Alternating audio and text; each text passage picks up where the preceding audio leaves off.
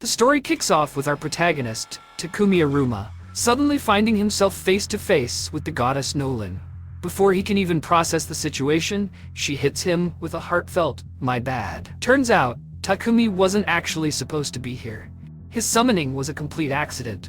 Apparently, when the Holy Sidonia Empire activated their summoning spell, it randomly grabbed a bunch of unfortunate souls from Earth to become heroes. The catch? Takumi wasn't supposed to be among them. His life was actually going just fine, but due to some cosmic clerical error, he got dragged along for the ride. Nolan explains that while the other summoned heroes were sent directly to Sidonia, she pulled Takumi aside to break the bad news. He's stuck here permanently. See, she was so furious at Sidonia for using a forbidden summoning spell that she immediately patched the whole system out of this world's magic laws. No more world hopping. The only problem? That also means there's no way to send Takumi back.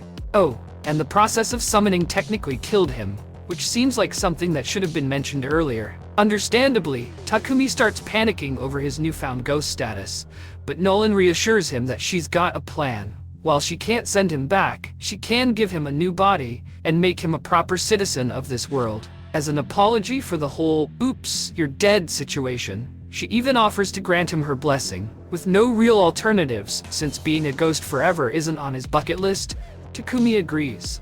When he checks his status screen, he finds out Nolan is setting him up with a 17-year-old body, even though he was 40.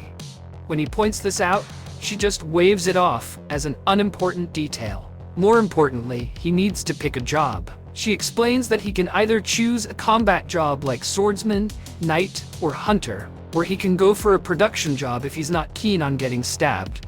Takumi, who would rather not die again, quickly picks a production job. With the job implanted in his soul and a bunch of bonus blessings thrown in, Nolan yeets him down to the world below without so much as a tutorial. Takumi crash lands in a forest, groaning in pain but quickly realizing that, hey, no arthritis. Searching through the bag Nolan left him, he finds food, money, and the shocking realization that Nolan actually gave him a ton of useful skills. Among them, magic. Naturally, he decides to test it out. One quick spell later, a perfect water ball forms in his hand. Fire, wind, and earth magic all work just as easily. Feeling pretty good about himself, Takumi starts heading toward the nearest village. Along the way, he spots a really nice-looking stick. His appraisal skill tells him it's actually rare Trentwood that great for crafting magic staves and spears. Excited to test his skills, he uses his modeling ability to carve it into a spear. As he continues foraging, he gathers way too many useful plants and realizes he has no way to carry them until he remembers his item box skill. Just then, he hears a scream. Moments later, a panicked little girl bursts out of the bushes, begging for help. Before Takumi can ask questions, a massive horned rabbit charges straight at him. In a moment of sheer terror, he blindly swings his spear, accidentally stabbing it right in the head and killing it instantly. Stunned, he assumes Nolan's blessing made him overpowered. Nope, pure dumb luck. The world, however, rewards his unintentional combat prowess by slapping him with a warrior job title, which he absolutely did not sign up for. The little girl, Molly, thanks him and explains she got lost while picking herbs. When she mentions a nearby village, Takumi is thrilled and asks if he can tag along. Molly agrees, but suggests bringing the rabbit since its meat is delicious. Takumi, forgetting he planned to keep his item box a secret, casually stores the entire giant rabbit in front of her. Oops. Well, no going back now. Meanwhile, back in Sidonia, the other summoned people are dumped into the Empire's capital, utterly confused. Just as they start piecing things together, a regal woman approaches them, declaring them heroes destined to save this world. She introduces herself as Empress Elizabeth. One look at her, and the group collectively thinks, yup, she looks shady as hell. Among them, Akane, one of the summoned girls, suddenly activates her unique skill, Revelation. This divine ability allows her to instinctively sense the truth of a situation. Her gut reaction? Elizabeth is a backstabbing liar who absolutely cannot be trusted. Meanwhile, Takumi arrives at the Board Village, yes, that's its actual name, where Molly's parents, Bunga and Martha, welcome him with open arms. Since he has nowhere to stay, they offer to build him a house from scratch. Wanting to contribute, Takumi uses his earth magic to flatten the land, only to nearly pass out from mana depletion. The villagers are impressed, but also mildly concerned that their new guest might keel over at any moment. By the next morning, his house is fully built, and Takumi wastes no time testing his other skills. The local blacksmith Boron gives him a bunch of ores, so he tries his hand at alchemy. He successfully extracts iron, silver, copper, and even magical metals in an instant. The downside? It drains his mana like crazy. A few hours later, Molly finds him collapsed on the floor, looking like he's been sucked dry by a vampire. Fortunately, a quick recovery potion gets him back on his feet, though Bunga and Martha make him promise not to work himself to death. Over time, Takumi refines his skills, crafting weapons, tools, and even experimenting with potions. Using the herbs he gathered earlier, he whips up a health potion. But when he compares it to the standard village potion, his glows a brighter blue and radiates magic. He's not sure if that's good or terrifying, but there's only one way to find out. He's going to have to test it on himself. However, since he's not keen on accidental poisoning, he figures it might be a good idea to build up some poison resistance first. The best way to build poison resistance? Simple. Eat the poison until you're on death's doorstep, then heal yourself. Takumi has been doing this for hours now, and he feels absolutely miserable. On the bright side, he's spammed healing magic so much that he's unlocked the purification skill. Maybe it'll come in handy later, assuming he doesn't drop dead first. Just as he's recovering from this self-inflicted suffering, he hears something behind him. He turns around and, oh, that's a massive, very angry-looking boar. Not exactly the warm embrace he was hoping for. With no choice but to defend himself, Takumi grabs his spear, which promptly shatters on impact. Fantastic. Now he's panicking, throwing every spell he knows at the beast, but nothing is working. Things are going downhill fast, and just when he thought his luck couldn't get worse, oh look, a giant poison spider is lurking behind him. Because of course it is. Takumi braces for a two-front battle, but instead of attacking him, the spider launches itself at the boar instead. The distraction saves him, but the boar is still very much in rampage mode. He needs a plan, fast. Since none of his attacks have worked so far, it's time to improvise. As the boar charges, Takumi leaps into the air, slaps his hands onto its head, and activates his alchemy skill. The boar's skull disintegrates instantly. Crisis averted. Feeling victorious and slightly traumatized, he turns to check on the spider, who looks like it's seen better days. Since it technically saved his life, Takumi heals the spider out of gratitude. And then, surprise, a notification pops up. He's just tamed the spider. He didn't even know that was possible. He's hesitant at first, because, deadly monster and all, but then the spider hits him with the old big cutesy eyes. He names her Maple. Later, Takumi returns to the village, casually dragging the boar carcass behind him. The villagers are amazed, both that he managed to take down something that huge and that he somehow tamed a poison spider. That night, they throw a massive feast in his honor, and everyone celebrates. Meanwhile, Bondo hands Takumi the valuable remains of the boar and suggests he take them to the nearest city, Bolton, to make some money. Sounds like a solid next step. Elsewhere, Goddess Nolan is watching all of this unfold like it's her favorite reality show. One of her fellow goddesses asks why she's giving Takumi all this special treatment. A custom body, a divine blessing, even sending him back a whole year before the summoning spell activated. But Nolan just shrugs. No grand scheme. No ulterior motive. She's just doing what feels right. Back in the village, Takumi wakes up one morning to find himself tied to his bed. Before he can panic, he realizes Maple is the culprit. Turns out she's been feeling neglected and just wanted his attention. Feeling guilty, Takumi decides to take the day off to play with her. Just as things are getting wholesome, Martha walks in, takes one look at the situation, and immediately assumes something weird is going on.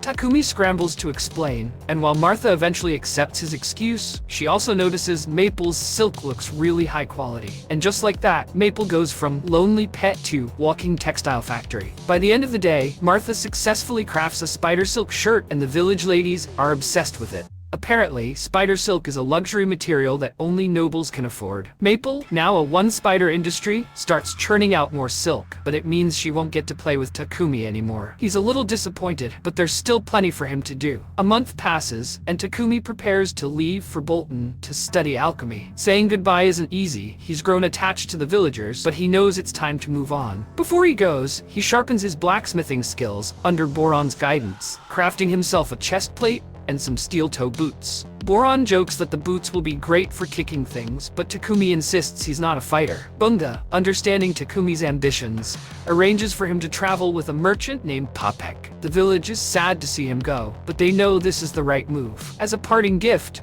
Takumi leaves behind a stash of potions for emergencies. When Popek sees one, he nearly has a heart attack, because these aren't just regular potions, they're high-level stuff. Takumi, blissfully unaware, just waves it off. The whole village gathers to send him off, and as he hops into the carriage, they remind him that he'll always have a home here. Popek's other passengers introduce themselves: Heath, the blonde guy; Riel, the redhead; and Booger, the gloomy one. They're C-rank adventurers, currently acting as Popek's bodyguards, though it's been a boring job so far. Things get interesting when Riel notices Takumi clutching his bag protectively. Turns out, Maple is sleeping inside. When Riel asks to see her, a little too eagerly, she headbutts him in the face. Takumi apologizes, but the others laugh it off, saying Riel deserved it. Meanwhile, Maple takes an instant liking to Booger, which surprises everyone. Before they can get too comfortable, the horses come to a sudden stop. Outside, a horde of goblins is surrounding the carriage, clearly ready to attack. Bad news. But instead of panicking, Heath and his crew light up with excitement. Finally, some action. They tell Takumi and Popek to sit tight while they handle it. 20 goblins versus 3 adventurers, no contest. Riel picks off a few with his bow, while Heath and Booger clean up the rest with their weapons. In no time, the goblins are wiped out, and the team gets to work harvesting their magic stones. From what Maple has gathered so far, she's quite fond of Booger. Riel absolutely despises him. Heath, completely indifferent. After wrapping up their business, everyone piles back into the carriage and continues their journey for another 3 days until they finally arrive in Bolton. Upon entering the city, the members of Lion Fong make a beeline for the Adventurers Guild to report the success of their bodyguard mission. Takumi tags along, not because he suddenly has an urge to become a mercenary, but because he needs to register to stay in the city. Ideally, he'd sign up with the Alchemist Guild, but plot twist, there isn't one here. So now he's an adventurer by default. Hans, the ever-helpful receptionist, reassures Takumi that as long as he completes 1 easy quest per month, his membership won't expire. Basically, it's the gym subscription model of guilds. Takumi gets registered, introduces Maple as his pet, because why not, and moves on to his real mission, making money. His next stop is Popek's trading company to strike a deal on his potions. Turns out, he's sitting on 103 high-quality potions, and Popek is more than happy to buy them. 10 silver coins for each healing and stamina potion, 50 silver per mana potion. Takumi does some quick mental math, which may or may not involve using his fingers, and realizes this deal will net him over 7 million yen. He thinks that's a ridiculous amount, but Popek kindly informs him that if he had a reputation, he could have made even more. Encouraging. Since Takumi plans to set up shop in the city, Popek suggests he get a house with a workshop. Until this very moment, Takumi had not considered where he'd be living, which is, slightly important. Seeing his blank expression, Popek takes matters into his own hands and sends assistant Thomas to show Takumi some properties. Takumi expects a small, cozy workshop. What he gets is a mansion, a full-on, fancy, unnecessarily large mansion. He immediately assumes he can't afford it, but Thomas assures him it's within budget. Plus, no ghosts included, an absolute steal. After considering the attached workshop and his newfound wealth, Takumi decides to go for it. Thomas immediately starts the paperwork, and Takumi can move in the next day. But as they stroll through the city, a putrid smell assaults Takumi's nose. Thomas, completely unfazed, casually explains that it's the city sewers. Turns out, rich folks have magical sewage purifiers, but the rest of the city gets to experience the full medieval aroma. Since magical purifiers are rare dungeon loot, the city has to rely on priests for occasional cleanings, which, shockingly, is not enough. Determined to solve this medieval plumbing crisis, Takumi moves into his new house and gets to work. With some quartz, clay, and magic, he speedruns toilet manufacturing. The downside? His mana is completely drained, forcing him to chug a couple of mana potions like an overworked office worker downing coffee. The upside? He's just invented the modern toilet. Just as he admires his handiwork, a commotion erupts in the living room. He walks in to find Popek completely mummified in Maple's silk. Maple, bless her heart, thought Popek would enjoy this, and technically, the silk is quite comfortable. It even put him to sleep. But that doesn't make it right. Takumi apologizes profusely. Popek, still recovering from his unexpected spa treatment, decides to use the restroom, only to come back out in absolute awe. What is this marvel of technology? He demands. Takumi explains the concept of a self-cleaning, purification-powered toilet. Popek is impressed, but immediately realizes something. The only way Takumi could have made this is if he has light magic, and light magic is a big deal. Takumi remembers, too late, that Martha specifically warned him against revealing his light magic. He panics and asks Popek to keep it a secret. Popek agrees, but only if Takumi makes him 100 toilets. Takumi, exhausted from making just one, hesitates but eventually agrees, on the condition that Papek supplies the materials. That's when Papek suggests something unexpected. You should get a slave. Takumi, horrified, refuses outright. Papek, however, argues that if Takumi wants to keep his magic secret, hiring a regular worker is risky. Only a slave bound by contract would be legally unable to spill his secrets. Also, surprise, the Church of Divine Light would not be thrilled if they found out Takumi was giving commoners cheap purification magic. In fact, they'd probably try to abduct him.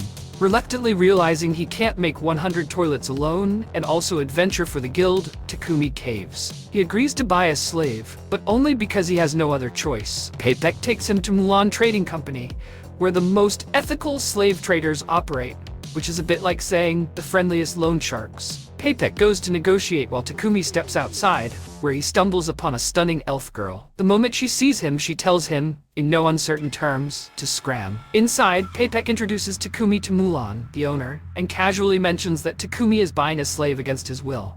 Mulan asks why he's so against it, and Takumi explains that in his homeland, slavery was abolished long ago. Mulan, unfazed, assures him that here, slave rights are well protected. It's basically a contract job, except, you can't quit. Mulan explains the different types of slaves: debt slaves, war slaves, and those forced into slavery by bandits. Papek suggests Takumi get a war slave, since they can't just up and leave. Mulan side-eyes him and demands to hear Takumi's reasoning himself. Takumi explains that he needs someone to manage his mansion and help with his work. Also, he needs a fighter to keep him safe. Mulan agrees to work with him, but there's no way she's letting him overwork a single person with both jobs. If he wants a housekeeper and a fighter, he's buying 2 slaves. First up is Maria, a well-trained, intelligent maid. Takumi, impressed, wonders why no one has bought her yet. Maria, flustered, warns him that she is strictly a housekeeper, nothing more. Takumi, confused, assures her he only wants help around the house. Maria, still skeptical, blurts out, "I won't sleep with you." Takumi turns beet red and quickly reassures her that is not on his agenda. Maria, still looking wary, agrees to work for him. Now for the battle slave. Mulan claims she doesn't have one, but Maria calls her out, pointing out that Sophia is still here. Mulan glares at her, but eventually admits that yes, there's an elf warrior. She just doesn't think Sophia is a good fit. Takumi meets Sophia and is stunned to learn she's over 50 years old. Elves age like fine wine, apparently. She has injuries, impaired movement, and has lost her elemental magic. Mulan considers her useless, but Takumi isn't convinced. Using appraisal, he discovers Sophia's stats are insane. If he can heal her, she'll be the perfect warrior. He tells Mulan he'll take her. Sophia, shocked, tries to warn him about her flaws, but Takumi assures her he can fix it. Mulan, intrigued by his confidence, agrees. The contracts are signed, and just like that, Maria and Sophia become his new employees / legally bound servants. Back at the mansion, Maple excitedly jumps on Takumi, causing Sophia to go full battle mode. Before she attacks, Takumi quickly explains that Maple is his pet, not an enemy. Maria and Sophia, after a moment of stunned silence, simply decide to roll with it. Later, Takumi shows them to their new rooms. Sophia and Maria are over the moon about their new home. So Takumi tells them that Sophia can take this room, and Maria can have the one next door. They're both completely stunned. Getting their own rooms? Unheard of. But Takumi shrugs it off. It's not like he's using them, so someone might as well get some benefit out of them. Oh, and by the way, there's a huge bath they can use whenever they want.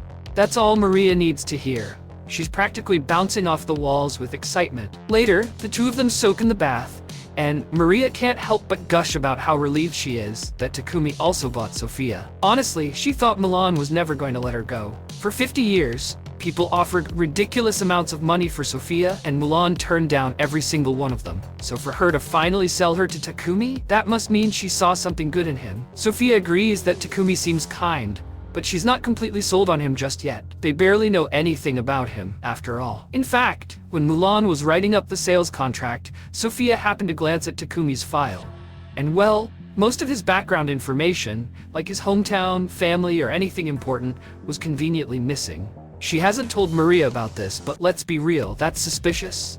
The guy's clearly hiding something. After their bath, they come out only to find that Takumi has already prepared dinner. Maria is devastated. She was hired to do household chores, and here's Takumi, just casually doing everything himself. If he keeps this up, she might as well be as useful as a decorative pillow. Takumi reassures her that he was just trying to make her first day a little easier. But if it really bothers her, she can handle the rest of the chores from now on. For now though, he just wants them to sit and eat together. Sophia hesitates. Eating at the same table as their master? That's not how things are supposed to work. Takumi, however, waves it off. He doesn't want to be the kind of guy who clings to outdated traditions. Speaking of which, the whole master thing? Yeah, he's not a fan. He asks them to just call him by his name instead. Sophia eyes him suspiciously. Is that an order? Takumi sighs. He doesn't want to force them if they're uncomfortable with it. Meanwhile, Maria's already casually calling him Takumi, like it's no big deal. The next day, Takumi heads to Papex Trading Company to pick up a package he ordered. The shopkeeper hands it over, all wrapped up nice and secure, but warns him to be careful carrying it home. On the way back, Takumi spots a nearby church and decides to stop in for a little chat with Nolan. He kneels to pray, thanking her for all the skills she gave him. Seriously, lifesaver. But there's something that's been nagging at him. See, the Holy Empire of Sidonia controls the religious doctrine here, yet Nolan seems to really have a problem with them. What's the deal? Before he knows it, bam, he's standing face to face with Nolan. Takumi freaks out a little, but Nolan's just like, chill dude, you called, so I showed up. As for the whole Sidonia thing, simple. There are two main religions, the Church of Creation, which actually follows Nolan's will, and the Church of Divine Light, which just kinda does whatever it wants. Sidonia belongs to the latter, and they've been using very aggressive methods to spread their doctrine. Nolan decided to stay out of human affairs, but in hindsight, big mistake. If she had interfered earlier, they probably wouldn't have been able to activate the summoning spell that brought Takumi here in the first place. Takumi is just staring at her. So basically, you stood by and did nothing until it was too late? Yeah, I may have dropped the ball on that one, Nolan admits. To make up for it, she blessed Takumi with a ton of abilities. But one of those blessings, his incredible luck, was only temporary. She basically gave him a beginner's tutorial by making sure he met only nice and helpful people. But now, training wheels are off. He's on his own. Takumi returns home, but the second he steps through the door, bam, he trips over Maple, who's absolutely thrilled to see him. Sophia and Maria rush over to check on him, but when Sophia reaches for the package, Takumi immediately stores it in his item box. No touching. Now that's suspicious. He then excuses himself, saying he'll be working in his workshop for a while, so they shouldn't disturb him. But Sophia's curiosity is through the roof. That package was wrapped in high-grade magical paper. That's not something you use for just anything. She decides to follow him, and what she sees nearly gives her a heart attack. Takumi is dipping a knife in poison and slicing himself open. She watches in horror as he immediately heals himself afterward. This dude is absolutely insane. And then, out of nowhere, Takumi mutters Maria's name. Sophia's eyes widen. Oh hell no. He's clearly planning something horrible for Maria. Without thinking, she lunges at him, only to collapse from sheer exhaustion before she can even swing. She lands right on top of Takumi, completely passed out. Takumi checks her status and realizes she's suffering from severe exhaustion, likely due to her curse. Healing her takes a ton of effort, but once he finally does it, his light magic levels up. Now that he has more power, he finally dispels her curse completely. A few hours later, Sophia wakes up, sees Maria, and immediately tells her to run for her life. Maria is confused, but then she holds up a mirror, showing Sophia that her body is healed and her magic is back. Sophia is stunned. She rushes outside to confront Takumi, and he casually confirms that, yep, he cured her. He promised to heal her, and he keeps his word. Realizing how wrong she was about him, Sophia kneels before Takumi and pledges her lifelong service to him. A few days later, they head to the Adventurers Guild to register Maria and Sophia. But while Takumi is checking out quests, some D-rank jerks overhear that he's only H-rank. They assume he's weak and immediately start talking trash, even hinting at some very bad intentions towards Sophia and Maria. Takumi is pissed, not just because they insulted him, but because they disrespected his friends. He steps up to handle it himself, despite the fact that he's terrified. One of the guys, a pot-bellied brute, throws a punch at Takumi with all his strength. Takumi lets it happen. The only problem? The guy's hand breaks on impact. The entire guild stares. Before things can escalate further, the guildmaster Barak arrives, demanding to know what the hell just happened. Seeing Takumi completely fine while the other guy is screaming in pain, Barak initially assumes Takumi started the fight, but the receptionist backs up Takumi's story. He literally just stood there and let the guy punch him. Barak is intrigued. He doesn't understand how Takumi did that, but he needs to find out. So he takes Takumi and his party aside for questioning. Takumi is a little uncomfortable about revealing personal skill information, but the guildmaster assures him that all this information will remain confidential. The guildmaster assures Takumi that everything he says will be kept confidential. Well, in that case, Takumi explains that when the guy threw a punch at him, he casually opened his item box, pulled out a little charcoal, and coated his upper body with it because, fashion and self-defense go hand in hand. Then, just for kicks, he synthesized that charcoal into diamond, which is why the guy ended up with a broken fist, while Takumi stood there looking unbothered. On that note, the guildmaster thinks it's only fair to bump Takumi up to D rank immediately. Clearly, the guy has skills, and if his rank is higher, maybe random morons will think twice before picking a fight just because he's surrounded by pretty ladies. Takumi, however, isn't so keen on a free promotion. Feels like cheating. Han suggests that if it really bothers him, he and his team can just take on a few tough quests to make the promotion feel earned. Sophia and Maria like the idea, so Takumi rolls with it. Their assignment? Exterminate goblins and kobolds while gathering more ill herbs. Sounds easy enough. Once they reach the forest, Maple, acting as the team's scout, alerts them to a group of 4 goblins up ahead.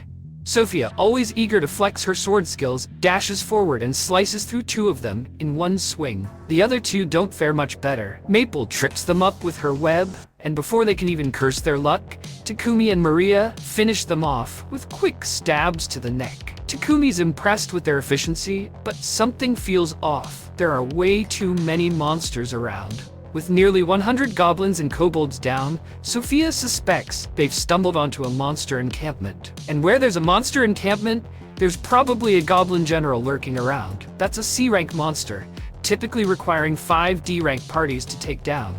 But Sophia is confident that between her spirit magic, Maria's earth magic, and Takumi's elemental magic, they should be able to handle it.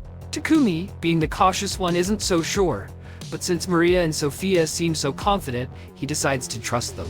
Plus, they still have Maple on their side. That is, until Maple casually drops a bombshell. She's about to evolve and needs to bow out of the fight. No big deal, right? Takumi, totally unfazed, just opens a pocket dimension for her to rest in, because apparently, he can do that now. Sophia and Maria are understandably shocked and demand an explanation, but Takumi brushes it off like it's just another Tuesday. With Maple temporarily out of commission, Takumi warns the team they'll have less backup, but Sophia is still confident they can pull this off. They reach the goblin camp and do a quick head count. Around 400 goblins. Takumi, understandably, is not thrilled. Do we really have to fight all of them? He asks. Sophia, ever the tactician, has good news. Since there are no humans around, they can just nuke the place with magic. That's more like it. The 3 of them charge up their strongest spells and unleash absolute destruction on the camp. By the time the dust settles, only the goblin general and a handful of goblin knights remain. Sophia calls dibs on the knights, leaving Takumi to deal with the general. Instead of using his spear, he takes the easy route and just sets it on fire. Problem solved. With all the goblins wiped out, they collect the magic stones and drag themselves back to the guild, utterly exhausted. Han can't believe they cleared the quest and took down a goblin general before lunchtime. The guildmaster wants a word though, so they head to the meeting room. Barak, the guildmaster, is a mix of impressed and furious. He's about to lay into Takumi for taking on an entire goblin camp with just one party when Takumi's pocket dimension casually opens up and out pops Maple, now evolved into an arachne. The room erupts with excitement over her new form, and Barak, realizing this party is anything but normal, decides to let the whole reckless battle thing slide. Once they're back home, Maria asks if Takumi has any spare cloth to make underwear for herself and Sophia. Takumi, ever the innovator, has a better idea. He'll make it for them himself, because nothing screams warrior like custom underwear design. Just as he's about to get started, Maple pops out of the pocket dimension again, announcing that Pepek has come to see him. Takumi goes to meet him and gets some interesting news. Lord Marcus Godwin of Bolton wants to have a chat. Takumi would really rather not, But given the circumstances, he doesn't have much choice. When he arrives at Godwin's castle, he braces for the worst. But surprisingly, Godwin is actually pretty reasonable. The first thing he does is thank Takumi for improving the town's sanitation with his toilet inventions, because hygiene matters. Then, he acknowledges that Takumi did the kingdom a huge favor by wiping out the goblin camp before it became a problem.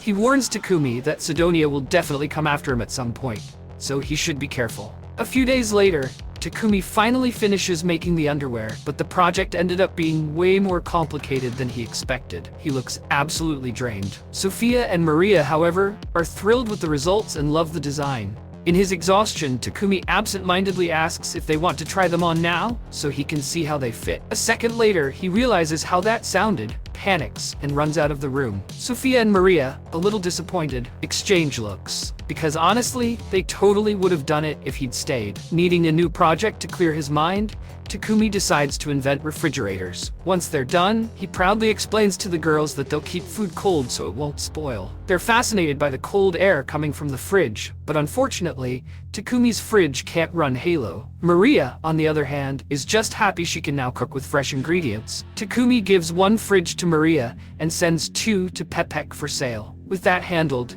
he turns his attention to upgrading their equipment. The fight with the goblins made him realize their gear could use some improvements. He wants to craft new sets out of mithril and adamantite. The problem? Those metals are rare, and there aren't many blacksmiths who can work with them.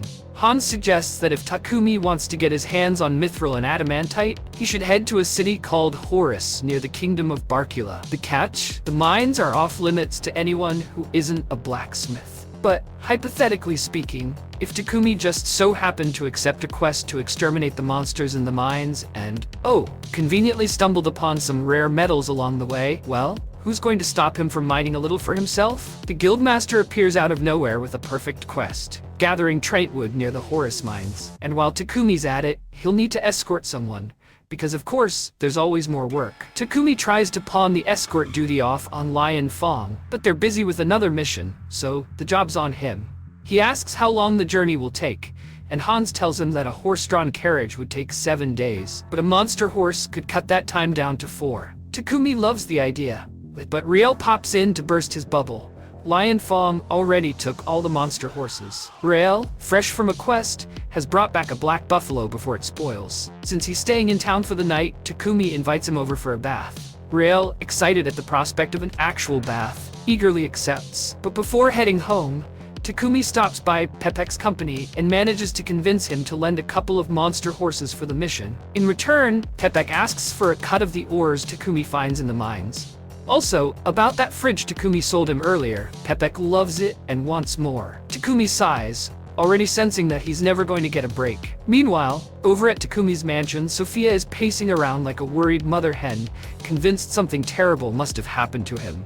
Hours later, Takumi finally strolls back home with Riel, apologizing for dragging him along on such a long errand. Riel, ever the trooper, shrugs it off, but just as he's about to say something reassuring, his instincts scream danger. Someone is watching them with enough hostility to melt steel. Riel sizes up the unseen threat and immediately knows, yeah, he's not winning this one with his current gear. Thinking fast, he grabs Takumi's hand and bolts, only for their pursuer to close the distance in seconds and deliver a brutal kick straight to Riel's face. The attacker? None other than Sophia, who has convinced herself that Riel is some sketchy kidnapper trying to spirit Takumi away. Her sword is already drawn, and she's fully prepared to cut Riel down without hesitation. Before Sophia can turn Riel into a tragic backstory, Takumi jumps in, frantically explaining the misunderstanding. Once she realizes she nearly turned Riel into minced meat for no reason, Sophia drops to her knees in apology. Riel, still nursing his bruised ego and face, forgives her. But his curiosity about Takumi's situation is now at an all-time high. That curiosity only grows when they reach Takumi's house, and Riel is greeted by more cute girls. He demands answers. Takumi, with a completely straight face, explains that he needed a maid and a bodyguard, so he hired Sophia and Maria. And then there's Maple, who evolved at some point and is now in a new form. Riel is excited to see Maple again, until she glares at him with the same level of affection one reserves for a cockroach. This is where things really start to sting for Riel. Booger and Heath already have wives, and now even Takumi has two beautiful women in his house. Meanwhile, Riel remains single. When Takumi clarifies that he isn't dating either Sophia or Maria, Riel sees his chance and immediately asks Sophia out. She shoots him down instantly. Maria does the same. Riel, once again, takes an L. Later, as he sulks in the bath, Takumi is busy discussing a new mission with Sophia and Maria, one that involves mining for mithril and adamantite. Sophia thinks it's a great idea, and with everyone on board, Takumi sets their departure for 3 days later. The next morning, Riel takes off to reunite with the rest of Lion's Fong, and with him gone, Takumi starts crafting some new gear. His latest project? A magic-draining tungsten carbide sword. It's an amazing weapon, but it's ridiculously huge. Unfortunately, the sword resists his alchemy, turning what should have been an easy task into a full-blown battle of wills. Eventually, Takumi succeeds and forges 2 separate blades, both of which drain an opponent's mana with every cut. He's thrilled with the result, less thrilled about how drained he feels afterward. 3 days later, the crew meets up with Pepek to collect their carriage, where they also meet the guy they're supposed to escort, Gambo. The journey begins, but first, they need to stop by a forest to hunt tramps. Sophia quickly spots one trying and failing to blend in with the other trees. Takumi charges in to chop it down, with Sophia and Maria providing backup. One Trent down, a whole forest to go. Since fighting them one by one is inefficient, Sophia suggests using magic, which works like a charm, until an elder Trent shows up and refuses to die. No matter how much magic they throw at it, the only way to take it down is to cut through its main body in a single strike. Takumi coats his sword in fire while Sophia and Maria cover him, and with one clean slash, the elder Trent finally falls. Mission accomplished, time to move on. Upon reaching Horus, they head to the Adventurers Guild, where Gambo points out a quest requiring extermination of mole monsters in the mines. These little pests eat ores, making them a serious problem. Plus, taking the quest gives them access to the mines. Win-win. Not long after they start mining, they strike gold, or rather, mithril and adamantite. Unfortunately, the ores also attract the attention of the mole monsters. Before the creatures can attack, Takumi flashes a light spell, blinding them instantly and making them easy pickings. While effective, his method leaves Sophia and Maria slightly disappointed. They were hoping for more action. After successfully mining, they return to Bolton, where Takumi visits Gambo's shop to learn how to refine the ores. The process is tedious, but after much effort, Takumi crafts high-quality mithril and adamantite, which he uses to create new, magic-infused gear for Maria and Sophia. The girls are amazed by how lightweight yet durable their armor is, and it even enhances their elemental abilities. Takumi's own armor is imbued with Thunderclap, an extreme agility buff. Ready to show off, he attempts a flashy speed move, only to immediately crash face-first into a wall. Moving on, and pretending that didn't happen, Takumi presents the new weapons he made. Sophia and Maria love their new spears, but Sophia has one more request. She wants a shield so she can protect Takumi more effectively. He agrees, but reminds her that her own life is just as valuable as his. Meanwhile, Nolan has been observing everything, pleased with Takumi's progress, knowing he'll need every ounce of strength for the battles ahead. 1 year into the future, where the other heroes were summoned, Akira and Yamano have completed their training and are now on a mission for the King of Samander. They look pretty evil now. Back in the present, Takumi finally finishes Sophia's shield. She's grateful but feels bad seeing how exhausted he is. She wishes he had an assistant to help with his workload. Meanwhile, over in the royal capital, a problem is brewing. The Lord receives a letter from Sidonia. Word has spread about Takumi's purification magic toilets, and the Church of Divine Light is not happy. Though they don't know who Takumi is yet, they plan to take action against him. Said action involves sending a church messenger to demand that the king of Barkula hand over the purification magic patent. The church claims that purification magic is a divine gift and should be exclusively controlled by them. Oh, and they also want the king to snitch on whoever created these devices. The king, seeing right through their nonsense, flat out refuses. The messenger is appalled at the king's audacity and threatens to recall all priests from Barkula. The king calls his bluff and tells him to go right ahead. Takumi later hears about this and is relieved that the king didn't rat him out, but he's also worried about the repercussions of angering the church. Pepek reassures him that the Church of Divine Light isn't the only religion around. There's also the Church of Creation, which actually provides healing magic to everyone for free. unlike the greedy Divine Light Church, which charges insane prices for holy magic. The Church of Divine Light might have Sidonia's backing, but their influence isn't as absolute as they think. Anyway, Pepek didn't just come to chat about religious politics. He has news. He presented Takumi's toilet and refrigerator to the king, who was so impressed that he wants to meet Takumi in person. Takumi, wary of dealing with royalty, hesitates. Pepek assures him it's not a royal decree, so he can refuse if he wants, but Pepek would really prefer if he accepted. Takumi eventually agrees, and that evening, he tells Sofia and Maria about the upcoming trip to the royal capital, Bacalados. Both are excited to go with him, so they set their departure for a week later. In the meantime, there's a lot to prepare. Maria needs to stock up on food, and Takumi plans to craft new cloaks for them using dark element magic stones from Pepek, which will let him enchant the cloaks with perception-blocking magic. That kind of spell would be a total game changer in combat, but Takumi has a different motivation. When they make it to the royal capital, he wants to make sure Sofia and Maria don't have to deal with unwanted attention. Later, the two head out to do some shopping, and while browsing for fruit, Maria grumbles about Takumi's lack of self-confidence. Sofia agrees, rattling off his long list of amazing qualities. Handsome, brilliant at alchemy, a genius inventor, the whole package. She's so passionate about it that Maria starts to get a sneaking suspicion. Could Sofia actually be in love with Takumi? Sofia immediately shuts it down, insisting that her feelings are purely out of respect for him as her master. But Maria isn't buying it. She can smell romance brewing from a mile away. Meanwhile, Takumi is back at the town church, kneeling in front of the statue of Nolan to pray. Suddenly a beam of light engulfs him, and before he knows it, he's standing in Nolan's divine realm. The goddess greets him warmly. It's been a while since they last spoke, and she's already heard about his invitation to the royal capital. If he's here to pray for a safe journey, he better have brought an offering. Takumi, however, is here for answers, not handouts. The Church of Divine Light worships a goddess named Annette, so he asks Nolan if there really is another goddess besides her. Nolan scoffs. Of course not. She's the only real goddess around. But if that's the case, then who or what is Annette? Nolan, playing it mysterious, tells him he'll find out when the time is right. Switching gears, Takumi asks about the other heroes who were summoned with him. It's been 10 months since he arrived, but there hasn't been a peep about any otherworldly heroes.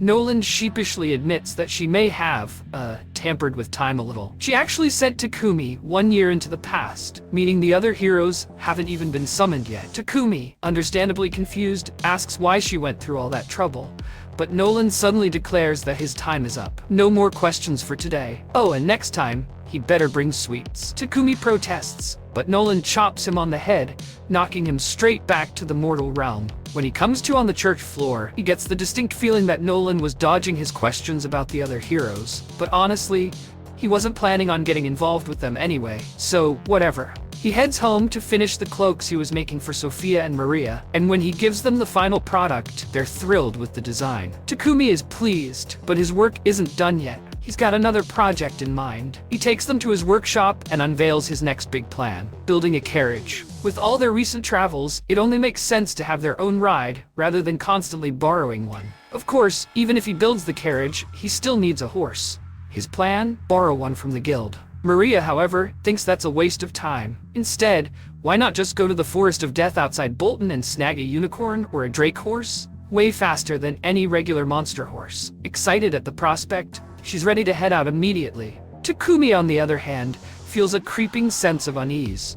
As they journey into the forest, Takumi asks Sofia if drake horses are really that much better than the monster horses from the guild. She confirms that drake horses are leagues ahead, faster, stronger, and far more durable. Plus, they look like normal horses, except for their massive rhino-like horns and dragon scales. Not exactly subtle. Just then, Maple urges them to hurry up.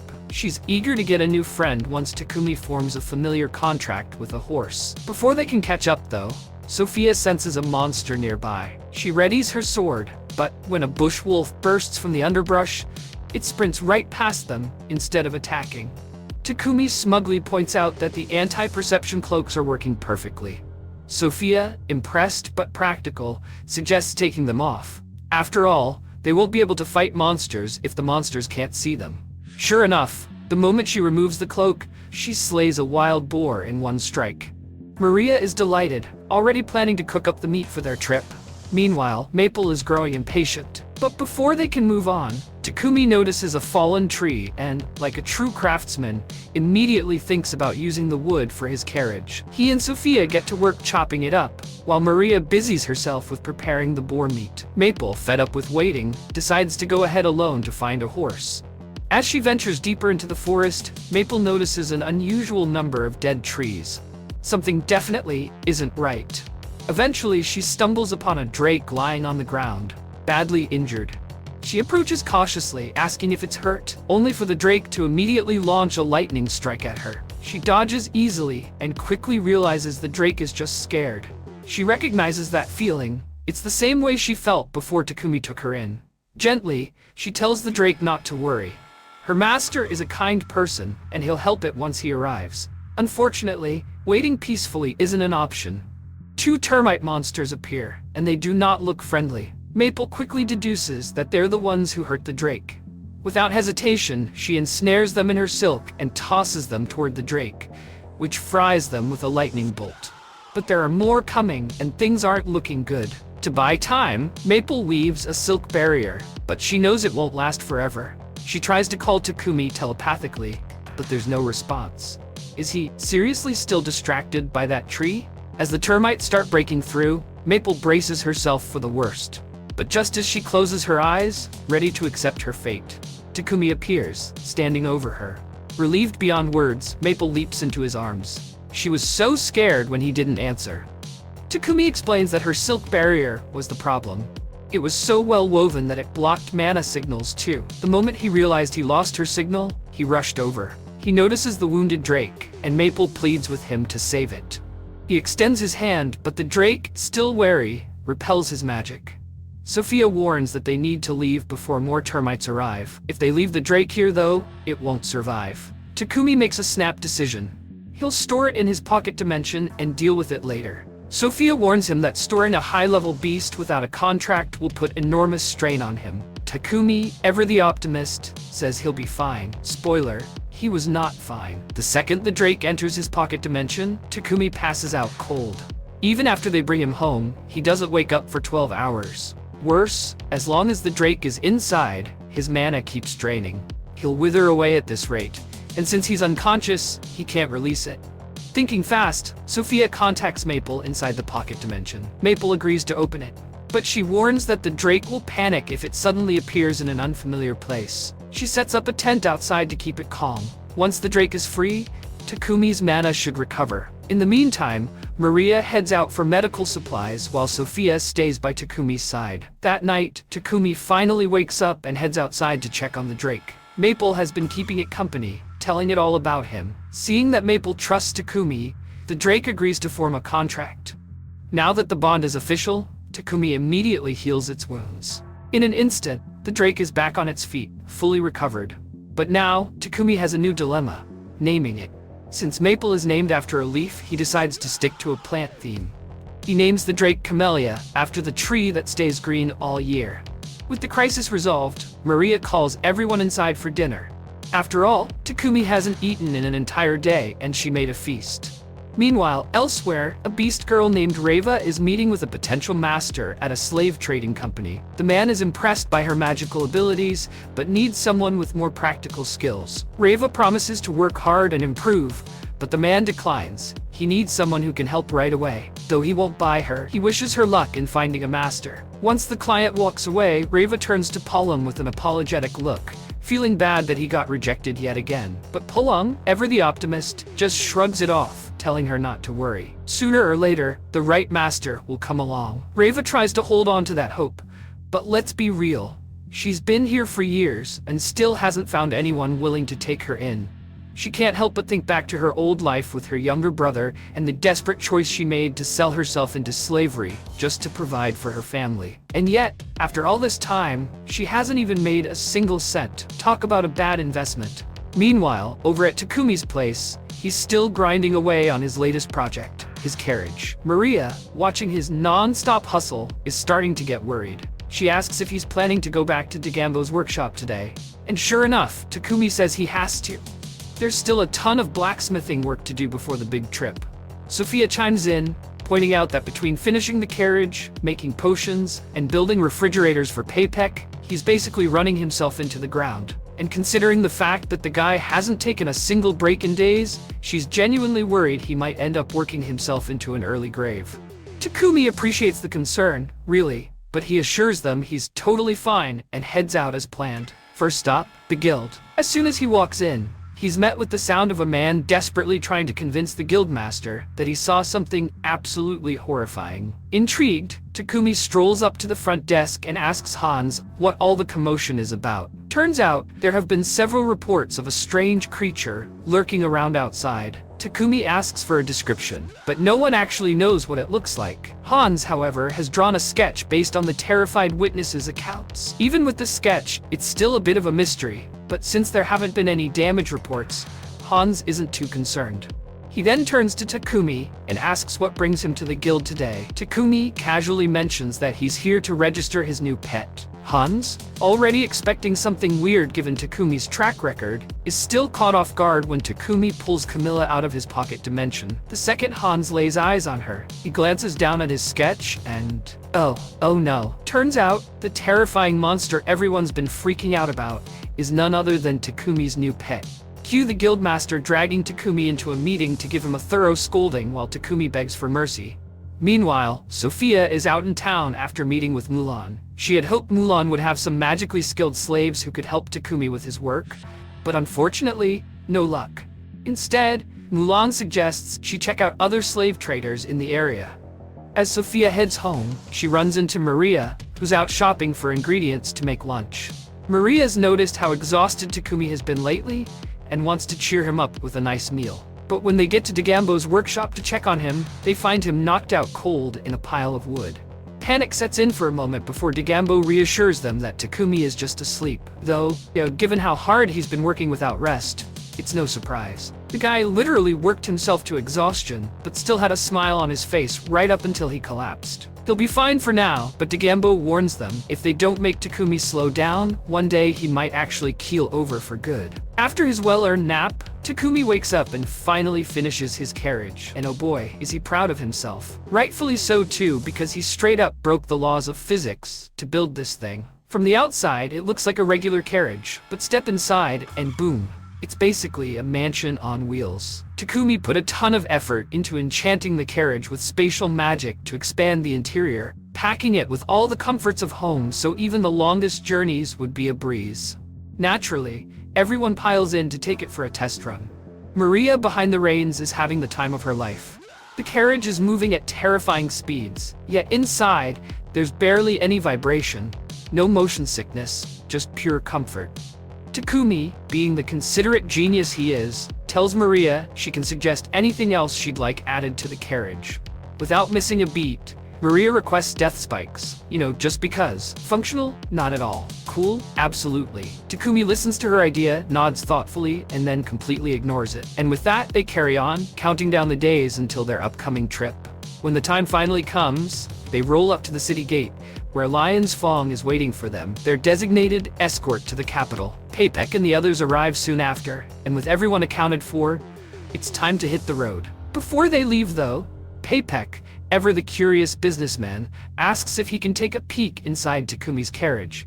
Takumi, feeling generous, tells him to go ahead. The second Paypek steps inside and sees the sheer size of the place, he loses it.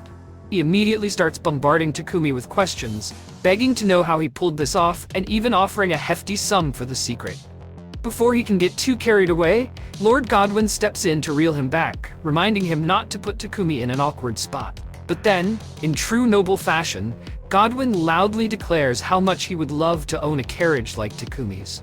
Of course, he's not ordering Takumi to build one for him, but if Takumi were to gift him one, he'd be so grateful that he'd be willing to pay, let's say, 100 platinum coins. Takumi quickly does the math. 100 platinum is roughly 1 billion yen. That's an offer he definitely can't refuse. And so the group sets off on their journey. As they travel, Godwin discusses with his assistant just how valuable Takumi has become for the kingdom. He's certain that Takumi's talents will only continue to grow, but with that kind of success comes a whole lot of unwanted attention. while the king and Godwin will do their best to protect him from threats inside Barcula, dealing with the Empire of Sidonia is going to be another beast entirely. Speaking of Sidonia, we get a glimpse of the future, where Akane, one of the newly summoned heroes, is deep in research, combing through an old Sidonian history book. The book details how the Empire worships the goddess Inat, who, according to legend, created humanity in her image and made beastmen and elves specifically to serve mankind. Naturally, this ideology has led to beastmen being treated like absolute garbage in Sidonia. And Akane? Yeah, she's not okay with that. Back in Takumi's time, the group finally reaches the capital. Takumi is relieved they made it without any major incidents, though, to be fair, that's only because his party wiped out every monster that so much as thought about approaching them. Meanwhile, Lion's Fong? Yeah, they did absolutely nothing. Real top-tier bodyguarding, guys. As soon as they reach the inn, Pepek pulls Takumi aside to discuss a proposition. He wants to gift the king a carriage, just like the one Takumi made for himself. Lord Godwin agrees that it'd be a great way to showcase Takumi's abilities. But with only 5 days before their royal audience, Pepek figures they should wait until next time. To everyone's surprise, Takumi says he can get it done in time. He figures it'd be a hassle to build it after returning home, only to transport it all the way back, so he'd rather just knock it out now. The materials should be easy enough to find, but he'll need a place to work. Luckily, Pepek knows just the spot. The Palm Company. Later, Takumi fills Maria and Sophia in on the plan, and Sophia, knowing the Palm Company's reputation, confirms that it's one of the more reliable slave traders around, according to Mulan at least. Pepek secures permission for Takumi to use one of their old buildings as a workspace, and as soon as the materials arrive, he's ready to get started. One small problem: Sophia flat out refuses to let him dive into another grueling project without help. She insists he needs an assistant. He nearly worked himself into an early grave building the first carriage, and now he's about to do it again? Yeah, not happening. She demands he get a new slave to help him out. Takumi, realizing she and Maria are genuinely worried for him, agrees.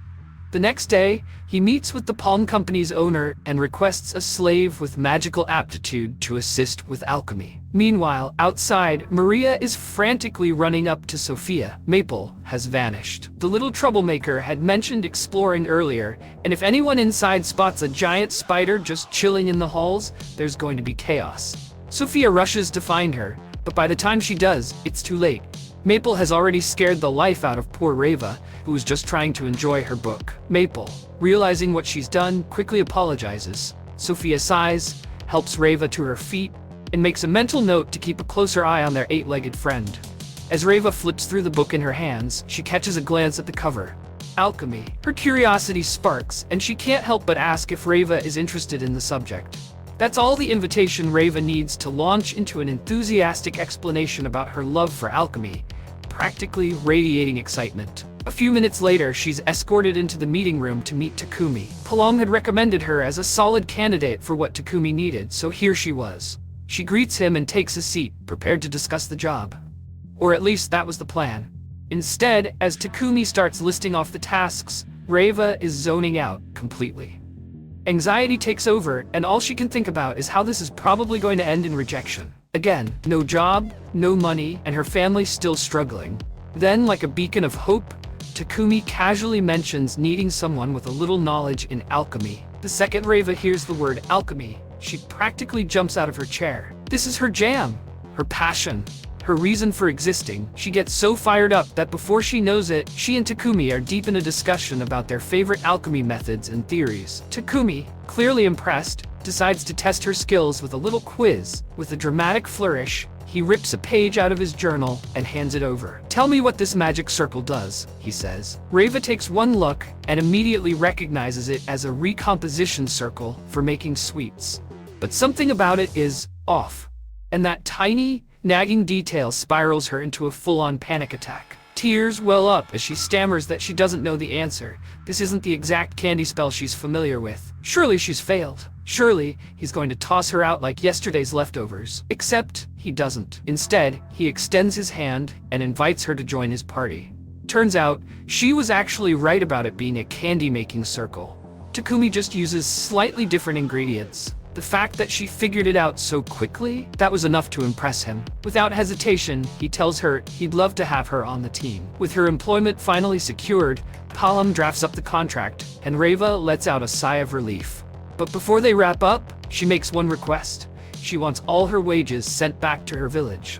Her family is struggling, and she wants to make sure her little brother has a better life. Takumi, seeing no reason to refuse, agrees. Meanwhile, back in the kingdom of Sidonia, the king is brewing up plans for retaliation against Barkula for refusing to hand over Takumi. His strategy? Send the Holy Knights to make an example out of them. But the princess? She has a different idea. One that involves stirring up enough hatred to justify war. Back in Takumi's world, he's finishing up the synthesis of an adamantite framework for a carriage. Reva watches in awe, completely blown away by his skill. She volunteers to polish the frame, but her excitement quickly fades into doubt. She could never create something like this, could she? Takumi assures her that, despite appearances, his alchemy circles aren't that much harder than a simple candy spell. With some training, she'll get there. Why? Because the most important trait for an alchemist isn't skill, it's passion. Eventually, with Reva's help, Takumi completes the carriage. As he admires his handiwork, an old man casually strolls up beside him. "This yours?" the man asks. Takumi shrugs. "Made it, but I'm giving it to the king." Cue the rest of the crew running over, frantically calling for His Majesty. Takumi freezes. Wait, the king? The one he was just chatting with like a regular dude? Oh no. He braces for impact, but the king just waves him off. No need for formalities. Formal meetings are boring. Apparently, he'd been eager to meet Takumi, the genius who solved the kingdom's sewage problem with his toilet inventions. A reward was definitely in order, but throwing Takumi a grand banquet would attract unwanted attention, and the king knew Takumi wanted to stay off Sidonia's radar. Instead, he settles for giving Takumi a private reward.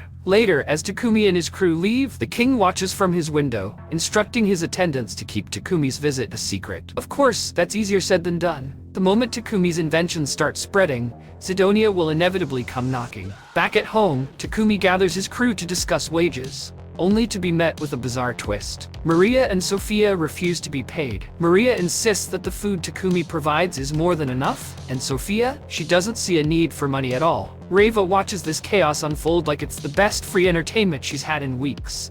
Takumi tries to reason with them. Look, even if you don't need it now, saving money for the future is a good idea. Sophia, however, is unmoved. She's an elf, meaning she'll outlive Takumi by centuries. And when that time comes, she fully intends to spend the rest of her life watching over his grave. Takumi, blinking in sheer disbelief, turns to Maria. Surely she sees how ridiculous this is. But no, Maria is down for it too. She may not have elf-level longevity, but she's more than happy to dedicate her post-Takumi existence to grave watching.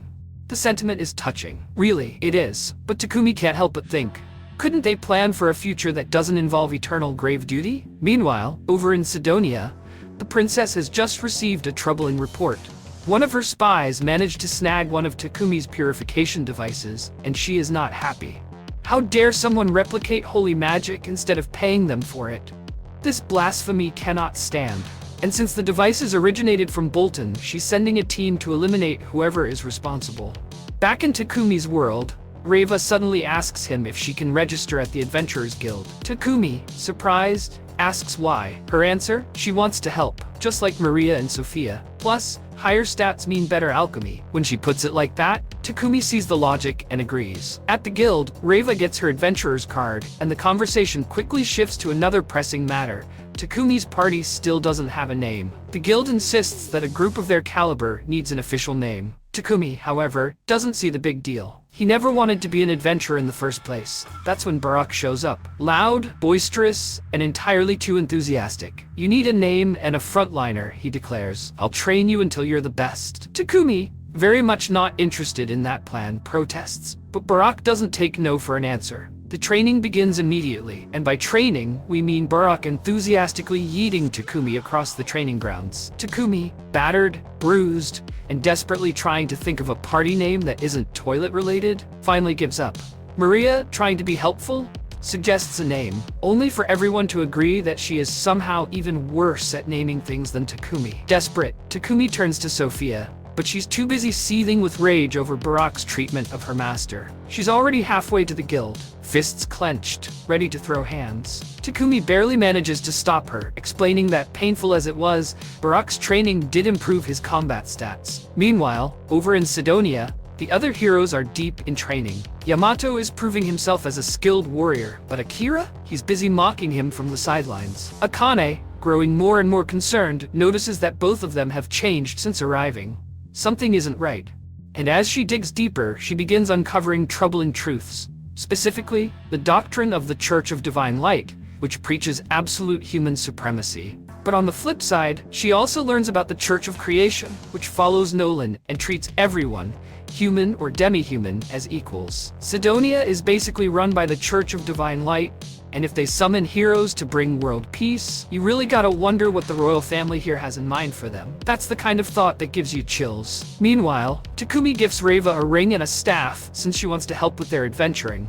The ring helps her activate magic, and since she mentioned knowing how to use his staff, Takumi went ahead and made one from trait wood and some fancy mithril alloy. Reva is over the moon, but Maple? Not so much. She's pouting because Takumi never makes weapons for her. Luckily, this time, he did make one, and he even had Reva help craft it. Maple's jealousy quickly turns into gratitude, though you just know she's filing this moment away for future complaints. The next day, Takumi is back to training with Barak, and in a desperate attempt to escape, he tries to come up with a name for his party. His best effort? Cat's Claw, which, let's be honest, is just a knockoff of Lion's Fall. Barak isn't impressed, and rewards Takumi with an abdominal stretch hold. Maria tries to help by suggesting a name, but it's so bad that Barak immediately rejects it and slams Takumi to the ground instead. Team effort. Takumi is getting nervous that Sophia might go full rampage mode on Barak for using him as a human ragdoll. But after seeing the training in action, she realizes just how awful Takumi is at hand-to-hand combat. Instead of stopping it, she decides this punishment, training, is necessary. After a few hours of being tossed like a sack of potatoes, Takumi finally gets a break. But before he can even start savoring the sweet taste of freedom, Hans hits him with a question. Want to take an escort mission? Takumi isn't a fan of these. Too long, too tedious. But Barak points out that with his carriage and camellia, it'll only take 4 days. Plus, the request is from Papex Company, and helping him out could be beneficial. Takumi tries to pawn it off on Lion's Fong, but bad luck, they're busy. And since literally everyone else thinks it's a good idea, Takumi finds himself voluntarily accepting the mission. Off they go to the town of Kildas, escorting a merchant who immediately feels safer knowing they're on the job. He plans to sell necessities and purification devices, but he's also been asked to bring back some milk.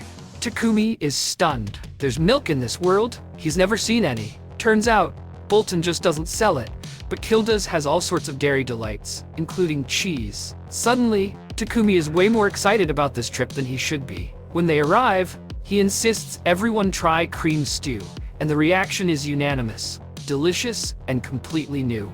Takumi, being Takumi, thinks he can make it even better. He decides they need to stock up on cheese and milk before heading back. Conveniently, Kilda's markets stay open at night, so he goes on a dairy shopping spree. As they enjoy their bounty, nostalgia kicks in.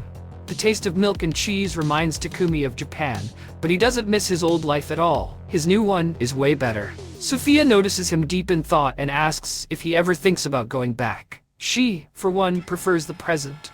After spending 50 years cursed and trapped, the last thing she wants is to dwell on the past. Everyone else agrees, and Takumi gets it. This world gave him a fresh start, a chance to live freely. And it's all thanks to Nolan, which inspires him to finally pick a name for his party. The Wings of Nolan. Escort mission complete, they return to Bolton, only to find Takumi's mansion turned into a death trap. The whole room is filled with paralysis poison, and before Takumi even registers what's happening, the girls have been poisoned and captured by 2 masked men. One guy rushes Takumi with a knife, but right before impact, the blade gets yanked away by a web. Seizing the moment, Takumi counters and knocks the guy out. The second attacker charges, but Takumi effortlessly flips him over and takes him down too. The MVP, Maple, who saved him with her webs, he immediately thanks her. With the immediate threat neutralized, Takumi uses Cure to free the girls from the poison. Sophia, however, is drowning in guilt, apologizing for failing to protect him. Takumi reassures her it's not her fault. Only he and Maple have resistance to paralysis. Speaking of Maple, she casually mentions she found more intruders lurking around, so she tied them up. Just your average assassination attempt. Takumi sends Sophia to fetch Burak, who arrives and has the captured assassins taken away. He then drops a bombshell. Takumi should probably inform the Lord of Bolton because this attack screams Sidonia. Sure enough, after investigating, the Lord confirms it. The assassins were from the Divine Light Squadron, a special execution unit that eliminates anyone who becomes a problem for the Church of Divine Light. And guess what? Takumi is officially a problem. Why? The purification devices. Before, the kingdom relied on priests for holy magic purification. The Church of Creation did it for free, but the Church of Divine Light charged ridiculous fees. Now, thanks to Takumi's invention, their golden goose is cooked, and they want revenge. Takumi wonders if he should go into hiding, but the Lord reassures him that Bolton, being full of Creation Church followers, is the safest place for now. Extra night patrols will also be set up to prevent another assassination attempt. That takes care of the city. But what about Takumi's safety during his adventures? Takumi, ever the practical thinker, decides maybe it's time to pause adventuring for a bit. Burak, being Burak, immediately shuts that down. Takumi's party is top 5 in the guild, and if he stops, it'll mess with the guild's metrics. And Burak values those numbers more than Takumi's life. Sophia jumps in, swearing she'll protect Takumi with her life. Takumi, not wanting to argue with either of them, gets guilt-tripped into continuing. As they return to the guild, Takumi reflects. Sidonia is actively trying to kill him, and because of him, his friends were put in danger. He needs a solution. At the guild, Takumi and Sophia officially register their party name, but Hans warns him. Rumors about the attack are already spreading, and there's even talk of a bounty on Takumi's head. That means even some adventurers might come after him. Back home, Takumi breaks the bad news. Maria is furious. It's basically a guarantee they'll be attacked again. Takumi apologizes, but the girls tell him there's no need. They chose to stand by him, and they can handle anyone who tries to mess with them. Still, Takumi is worried, so he decides to create a magical barrier around the mansion that'll keep intruders out while they're home. But what about while they're out adventuring? Sophia suggests recruiting a tank for their party. Takumi agrees, but has no idea where to start looking. Sophia suggests checking solo adventurers, but trust is an issue. Instead, Takumi decides he might just buy a slave. That night, knights stand guard while Takumi burns the midnight oil, working on his barrier device. By morning, he ropes Reva into helping with alchemy. Sophia unexpectedly offers to help too. Takumi, grateful for the extra hands, assigns her to etch a magic circle onto a metal plate. As he pours magic powder onto the plate, Sophia asks if he got any sleep. The answer? Nope. He was too busy thinking about defense. Speaking of which, Maple and Camellia are in the background, running combat drills. Reva suddenly has a realization. Golems fall under alchemy, right? If Takumi could make one, it'd be the perfect tank. Unfortunately, golem cores require complex magic circles, and Takumi's skill level isn't there yet. He'll need a serious power-up before he can even attempt it. For now, he focuses on finishing the barrier. One spell later, the plates are bound with magic, and all that's left is to install them on the horse. Takumi suddenly gets a notification. His mana manipulation skill has maxed out and evolved into spell control. Maybe now he actually has a shot at creating a golem. Meanwhile, back in Sidonia, the king receives some rather unpleasant news. The Divine Light Squadron has been captured. Not only did they fail their mission to eliminate their target, but they got caught in the process. Talk about embarrassing. By now, Barkula has probably interrogated the assassins and figured out that Sidonia was behind it, making things way messier than the king anticipated. Elizabeth suggests they hit the pause button on attacking Barkula and instead focus on their other mission, the summoning circle. The king agrees and turns to Homer for an update on the ruined magic circles they found. Homer reports that while he couldn't fully analyze the magic circle, it still seems to be functional. All they have to do now is wait for it to accumulate enough power, about 2 months before they can summon their heroes. Back at Takumi's place, his first golem attempt, a complete and utter failure. Turns out creating multi-layered magic circles for the core is way harder than expected. Maple, ever the practical one, asks why he even wants a golem when they already have a powerful team. Takumi explains that having a golem guard the house while they go adventuring would be useful. Maple then drops a genius suggestion. Why not just find and tame a natural golem instead? Takumi is instantly on board and asks Sophia where he might find one. She tells him that stone golems are occasionally spotted around the Forest of Death, and if he's feeling adventurous, he might even find an iron golem in a dungeon. Wait, this world has dungeons. Takumi, somehow clueless about this, fumbles through an excuse. He decides they should check out a dungeon, but Sophia shoots that idea down fast. Without a proper tank in the team, tackling a dungeon is a disaster waiting to happen. Instead, they head to the rock flats to find a rock golem. When they finally spot one, it's a lot bigger than expected. Sophia identifies it as a Guardian-class golem, meaning its weak spot is its magic stone. But Takumi has no interest in killing it. He wants to tame it. Just as they're figuring out their next move, the golem turns in their direction and starts scanning the area. Sophia didn't expect it to have a scanning ability, and she's starting to think they're in over their heads.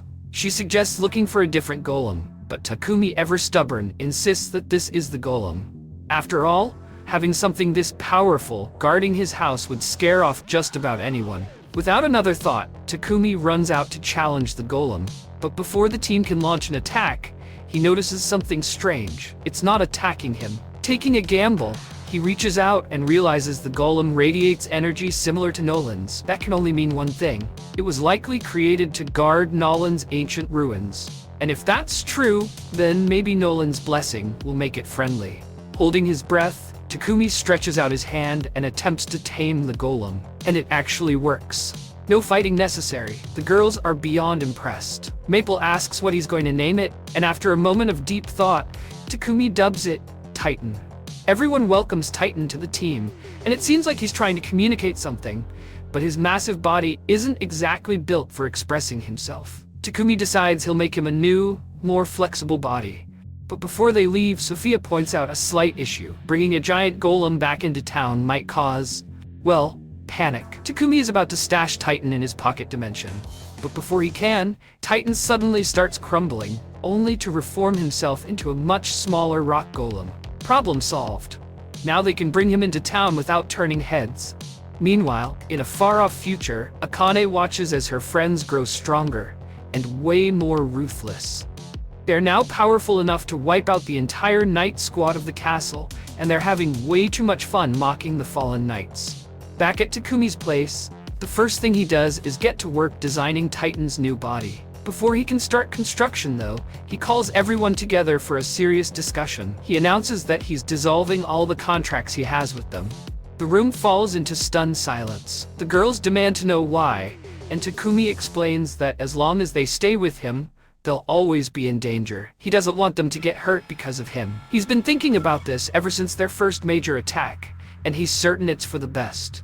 The girls argue that if they leave, who's going to protect him? Takumi reassures them that he still has Titan, Maple, and Camellia, so they don't have to worry. He wants them to live safely somewhere else, and to make sure of that, he's giving them a hefty sum of money so they can live comfortably for a while. Maria, however, is not having it. She jumps up, points her spear at him, and demands to know why he always puts everyone else's well-being ahead of his own. Takumi tries to explain, but she cuts him off. If he truly cares about them, he should want them to stand and fight alongside him, no matter what. Takumi is left speechless. Maria, tears streaming down her face, apologizes for threatening him, but confesses she has no idea what she'd do if she wasn't by his side. Sophia steps in, trying to calm Maria down. She tells Takumi that while they understand his concern, asking them to abandon him after everything they've been through is cruel. They all swore loyalty to him, and they meant it. Finally, Takumi gets it. He apologizes for trying to force his decision on them without considering their feelings. One last time, he asks if they truly want to stay with him, despite all the dangers they might face. Without hesitation, they all vow to stay by his side, no matter what. With that settled, Takumi goes back to work on Titan's new body. The end result? Spectacular. Titan now has an adamantite skeleton, mithril armor, and every weapon Takumi could cram in. And the best part? A giant mech suit that little Titan can control from the inside. Takumi has basically built himself a real-life Gundam, and he could not be happier. Meanwhile, up in the heavens, Nolan watches all of this unfold, probably a little jealous of Takumi's giant mech. But she doesn't have time to dwell on it. One of her subordinates approaches with bad news. There are signs that Annette, the so-called god worshipped by the Church of Divine Light, is starting to manifest. Normally, gods don't just appear out of nowhere, but thanks to years of worship, their collective belief has given birth to a net. And unfortunately, because their faith is, well, questionable at best, Annette is on the verge of becoming an evil god. To make matters worse, Sidonia is the one responsible for summoning heroes, meaning that once those heroes grow strong enough, they could easily spark a war. Nolan knew this was a possibility, but she can't intervene directly. That's why she placed Takumi in this world, blessing him with so much power. From here on out, the story continues as we see a group of villagers who were forced to abandon their homes after a bunch of nobles made the place completely unlivable. Naturally, this led to all the villagers developing an intense hatred for nobility, especially Moni, who lost her husband due to the careless actions of the nobles. If glaring at the mention of nobility were a sport, Moni would be an Olympic champion. A year after that incident, the Lord is reviewing the report on it. Apparently, the refugees were taken in by a noble named Rockford, but he's now in over his head. Turns out feeding and housing 1,000 people isn't exactly pocket change, so he's asking for help to relocate them. The problem? There's only one piece of land big enough for all of them, and it's currently a monster-infested nightmare. Developing that area is about as easy as trying to bathe a cat. With no other options, the Lord decides to do the only logical thing: dump the problem on Takumi. Meanwhile, Takumi and his party are gearing up to go dungeon exploring. Takumi has been itching to check out dungeons for a while, and he finally settled on one known as the Forest of the Beast King, the second most difficult dungeon in the kingdom. Despite being underground, it looks like an actual forest, complete with towering trees and a lovely atmosphere that's immediately ruined by the ridiculously strong monsters. Luckily, they have Maple as the scout and Titan as the designated punching bag, taking all the big hits. Thanks to this setup, they manage to defeat the floor bosses without too much trouble and loot the treasure chests. It takes them an entire day to reach the final floor, and everyone is hyped for the last battle. Sophia is just relieved they made it this far without suffering serious injuries, while Takumi claims it's all thanks to their skill and strategic planning, only to immediately step on a trap. Cue a massive boulder hurtling toward them. Takumi yells for everyone to retreat, and they all run for their lives, diving into a small room that the boulder, thankfully, can't fit into. Just as they start to breathe again, the door behind them slams shut, leaving them with only one way forward. Suspicious? Absolutely. Eventually, they find themselves in a massive chamber, and Takumi starts getting the distinct feeling they've been herded here like livestock. Sure enough, out comes the final boss, an S-rank rock dragon. Takumi really wishes he had brought his giant Titan mech, but alas, he left it at home. As the dragon lunges, he yells for everyone to run. The only way they'll get an opening to attack is if they stop the dragon's tail from turning them into pancakes. Takumi tells Titan and Maple to hold it down.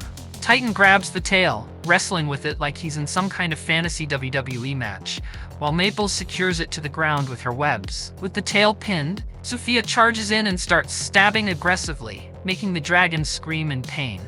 Taking this golden opportunity, everyone unleashes their strongest magic attacks, but the dragon refuses to die. Sophia shouts that its weak point is the midsection.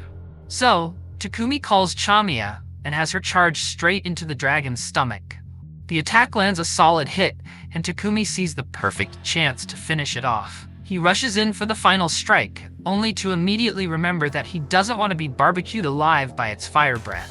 Thinking fast, he enchants his sword with magic and yeets it straight into the dragon's mouth. The dragon lets out a final, dramatic roar before disintegrating into sparkles, leaving behind a treasure chest.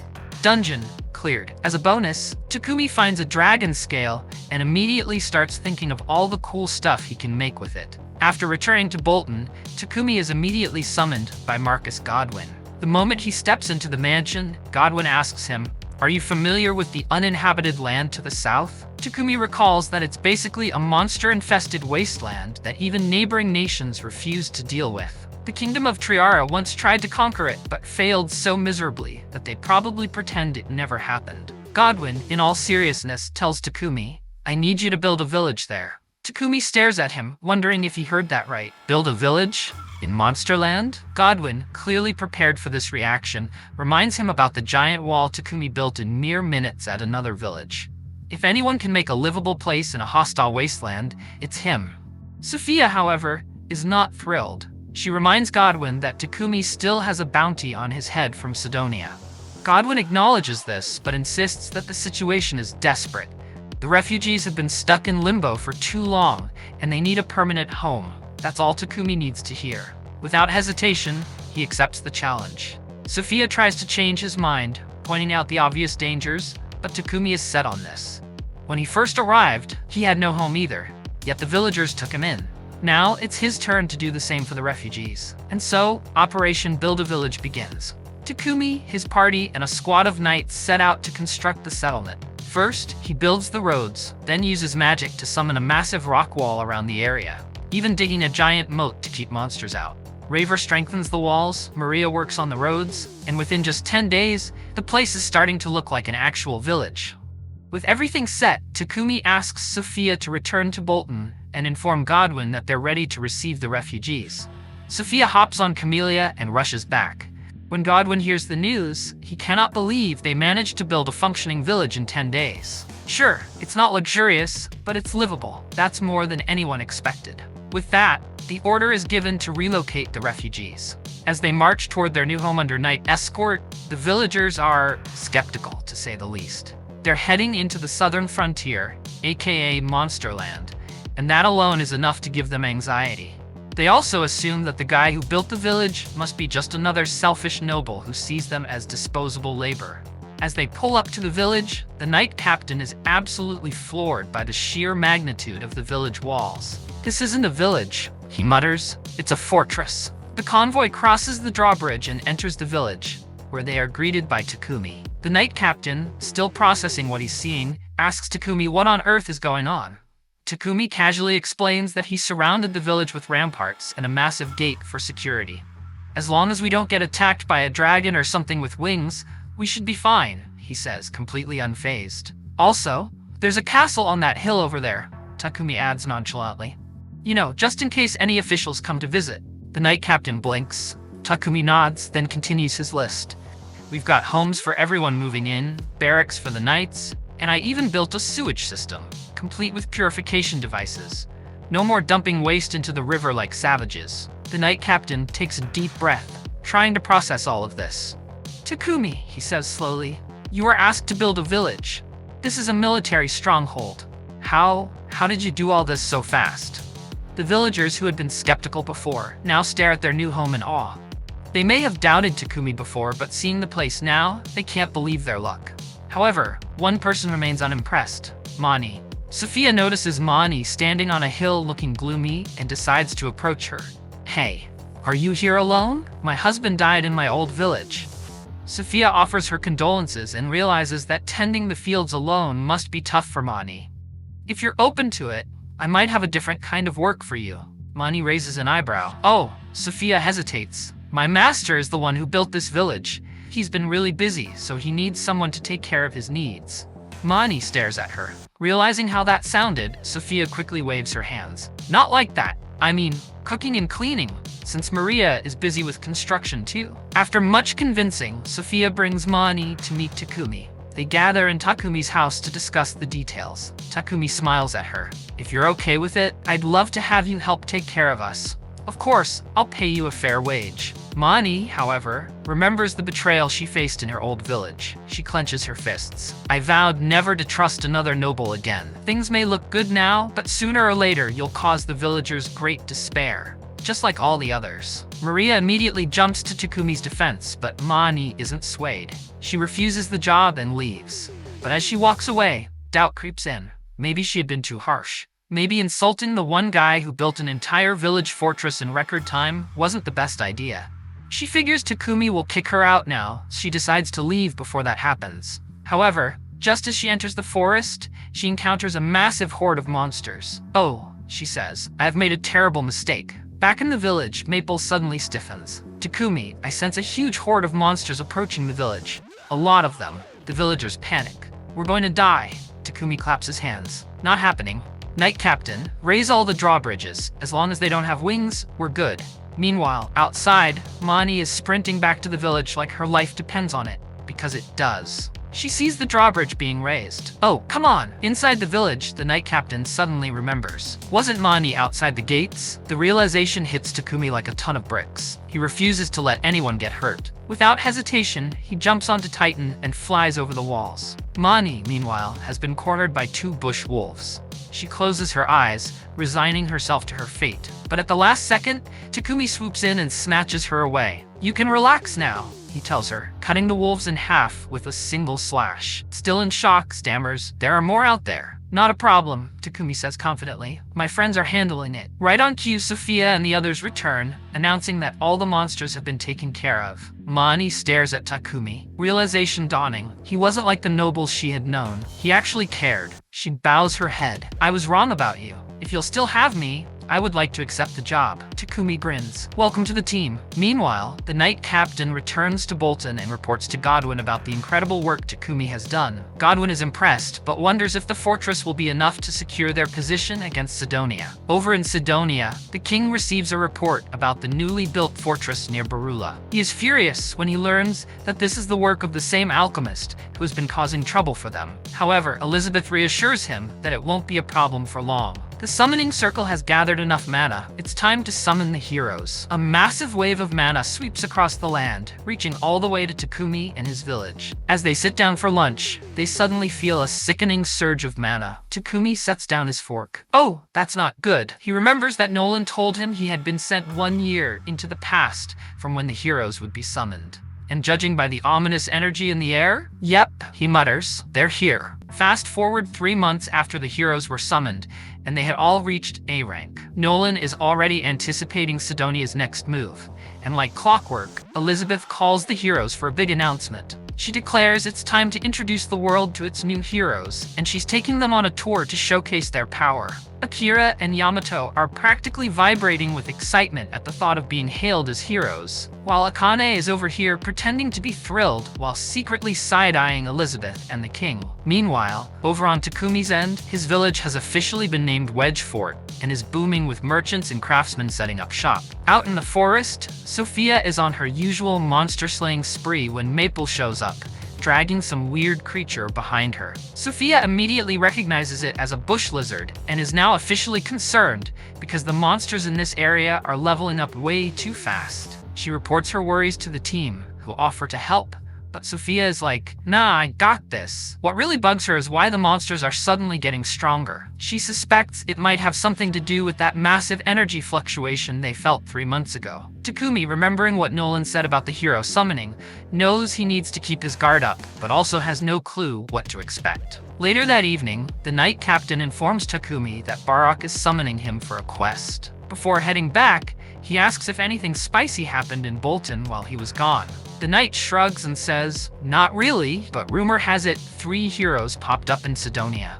The whole gang gathers to discuss this, and since they don't know the real story, Maria assumes Nolan must have summoned the heroes to Sidonia to keep them in check. Takumi, on the other hand, knows better. Sidonia is still as corrupt as ever, so all he can do is cross his fingers and hope these new heroes aren't complete menaces to society. Spoiler alert, they are. Over in Sidonia, Akira and Yamato are proving themselves to be grade-A scumbags. As they prepare to board their carriage, Yamato sneers, wondering if they really have to bring that filthy demi-human along. Lulu, bless her heart, apologizes for existing, which only annoys Yamato further. Akane, being the only decent person in this group, defends Lulu, but Akira chimes in with his enlightened opinion that demi-humans are basically just slaves. However, since Akane is so attached to Lulu, he generously allows her to ride with them. Before they depart, Elizabeth and the king say a dramatic prayer to Anat, and even if that deity wasn't real before, she sure as hell is now. Back in Bolton, Takumi and crew ask Hans for intel on the new heroes. Hans spills that there are 2 boys and 1 girl, all with black hair, which makes Takumi immediately suspect they're fellow Japanese. Apparently, their reason for traveling is to visit all the churches in Barula. The real reason? Probably something much less wholesome, like destroying them. Meanwhile, Peck requests Takumi's party to escort him to the royal capital, and since it's Peck asking, Takumi agrees. As they prep for the mission, Moni asks if she can come along. Takumi, ever the responsible responsible one, points out that escort missions are dangerous, and Moni has all the combat skills of a decorative houseplant. Moni, undeterred, pulls the classic "but I'll be lonely" card, backed up by Maria and Sophia. Seeing his resolve weakening,